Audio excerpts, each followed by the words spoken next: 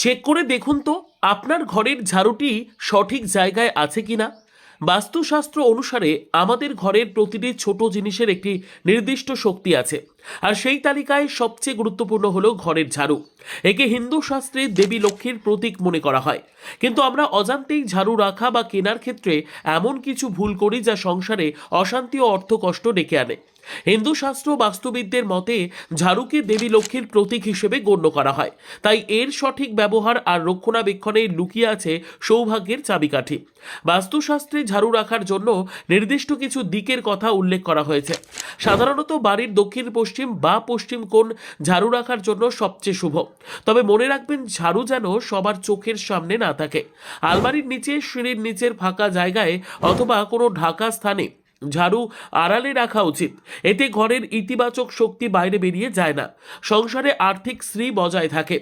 একটা কথা ঠিক যে আমরা অনেকেই না বুঝে কিছু ভুল করে ফেলি, যা বাস্তবতে অত্যন্ত অশুভ। অনেকেই নিজের বাড়িতে ঝাড়ু কোনো দেওয়ালের কোণে দাঁড় করিয়ে রাখেন। বাস্তবতে এটি কিন্তু মারাত্মক ভুল। ঝাড়ু সবসময় শোয়ানো অবস্থায় রাখা উচিত।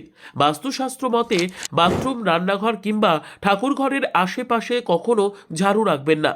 বিশেষ করে রান্নাঘরে ঝাড়ু রাখলে স্বাস্থ্যের অবনতি ও অন্নের অভাব হতে পারে। জেনে রাখুন, বাড়ির প্রধান দরজার সামনে বা পেছনে ঝাড়ু রাখা অশুভ। মনে করা হয় এতে লক্ষ্মী দেবীর আগমনে বাধা সৃষ্টি হয়। ঝাড়ুকে অসম্মান করা মানে মা লক্ষ্মীকে অপমান করা। তাই ভুলেও ঝাড়ুতে পা দেবেন না বা ঝাড়ু ডিঙিয়ে যাবেন না। ঝাড়ু কেনার শুভ দিন কখন জানেন?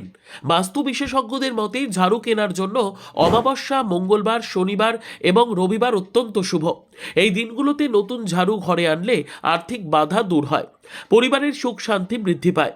অন্যদিকে শুক্লপক্ষে বা ভুল তিথিতে ঝাড়ু কেনা অর্থহানির কারণ হতে পারে।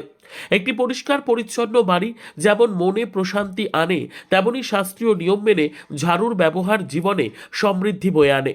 শাস্ত্রমতে জরাজীর্ণ বা ভেঙে যাওয়া ঝাড়ু বাড়িতে রাখবেন না, কারণ এটি নেতিবাচক শক্তির আধার।